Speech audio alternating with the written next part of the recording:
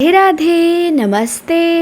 मैं नम्रता स्वागत करती हूँ आप सभी लोगों का हिंदी टीचर्स एकेडमी में। तो आज हम देखेंगे माधवराव सप्रे द्वारा लिखित कहानी एक टोकरी भर मिट्टी। ये कहानी प्रकाशित हुई 1900 ईस्वी में।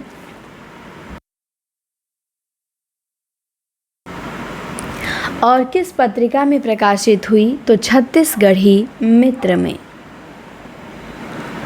1900 नहीं 1901 होना चाहिए, यहाँ पे मुझे लग रहा है मिस्टेक किया है। 1901 में है एक टोकरी भर मिट्टी, माधवराव सप्रे की छत्तीसगढ़ी मित्र पत्रिका है। इसे आधुनिक हिंदी की प्रथम मौलिक कहानी होने का गौरव प्राप्त है। इसमें प्रमुख पात्र देखेंगे तो ज़्यादा पात्र नहीं है। एक जमींदार है जो अहंकारी और शक्ति संपन्न व्यक्ति है, जो अपनी हवेली के विस्तार के लिए गरीब बुढ़िया की झोपड़ी छीन लेता है। एक वृद्ध महिला है, बुढ़िया है, अत्यंत गरीब और बेसहारा महिला, जिसका अपनी पोती के अलावा कोई नहीं है। वह अपनी मिट्टी और यादों से जुड़ी हुई है। और तीसरी पोती है बुढ़िया की 5 वर्ष की अनाथ पोती, जो अपनी दादी के साथ उस झोपड़ी में रहती है। तो आइए इस कहानी को अब पढ़ते हैं। किसी श्रीमान जमींदार के महल के पास एक गरीब अनाथ विधवा की झोपड़ी थी। जमींदार साहब को अपने महल का हाता उस झोपड़ी तक बढ़ाने की इच्छा हुई। विधवा से बहुतेरा कहा कि अपनी झोपड़ी हटा ले, पर वह तो कई जमाने से वहीं बसी थी। उसका प्रिय पति और इकलौता पुत्र भी उसी झोपड़ी में मर गया था। पतोहू भी एक 5 बरस की कन्या छोड़ के चल बसी। तो इसकी पोती की उम्र 5 बरस, ध्यान रखिएगा। अब यही उसकी पोती एक वृद्धा काल की एकमात्र आधार थी। जब उसे अपनी पूर्व स्थिति की याद आ जाती तो मारे दुख के फूट फूट के रोने लगती। और जब से उसने अपने श्रीमान पड़ोसी की इच्छा का हाल सुना, तब से तो वो मृत प्राय हो गई थी। उस झोपड़ी में उसका मन लग गया था कि बिना मरे वह वहाँ से निकलना नहीं चाहती थी। श्रीमान के सब प्रयत्न निष्फल हुए, तब वे अपनी जमींदारी चाल चलने लगे। बाल के खाल निकालने वाले वकीलों की थैली गरम कर उन्होंने अदालत से झोपड़ी पर अपना कब्जा करा लिया और विधवा को वहाँ से निकाल दिया।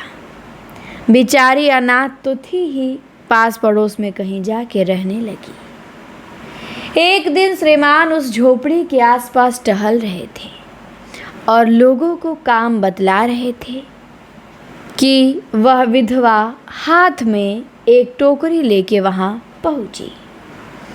श्रीमान ने उसको देखते ही अपने नौकरों से कहा कि उसे यहाँ से हटा दो, पर वह गिड़गिड़ा के बोली, महाराज, अब तो यह झोपड़ी तुम्हारी ही हो गई है। मैं उसे लेने नहीं आई हूँ महाराज, क्षमा करें, आप तो एक विनती है। जमींदार साहब के सिर हिलाने पर उसने कहा कि जब से यह झोपड़ी छूटी है, तब से मेरी पोती ने खाना पीना छोड़ दिया है। मैंने बहुत समझाया, पर वह एक नहीं मानती। यही कहा करती है कि अपने घर चल, वहीं रोटी खाऊंगी। तो अब मैंने ये सोचा है कि इसी झोपड़ी में से एक टोकरी भर मिट्टी लेके उसी का चूल्हा बना के रोटी पकाऊंगी। इससे भरोसा है कि वो रोटी खाने लगेगी। महाराज, कृपा करके आज्ञा दीजिए तो इस टोकरी में एक मिट्टी ले आऊं। और श्रीमान ने आज्ञा दे दी। विधवा झोपड़ी के भीतर गई। वहां जाते ही उसे पुरानी बातों का स्मरण हुआ और उसकी आंखों से आंसू की धारा बहने लगी। अपने आंतरिक दुख को किसी तरह संभाल कर उसने अपनी टोकरी मिट्टी से भर ली और हाथ से उठाकर बाहर ले आई। फिर हाथ जोड़कर श्रीमान से प्रार्थना करने लगी, महाराज, कृपा करके इस टोकरी को जरा हाथ लगाइए जिससे कि मैं अपने सर पे इसे धर लूं। जमींदार साहब पहले तो बहुत नाराज हुए, पर जब वह बार बार हाथ जोड़ने लगी और पैरों पे गिरने लगी तो उनके मन में कुछ दया आ गई। किसी नौकर से ना कह के आप ही स्वयं टोकरी उठाने आगे बढ़े और जो ही टोकरी को हाथ लगाकर ऊपर उठाने लगे त्यों ही देखा कि यह काम उनकी शक्ति के बाहर है।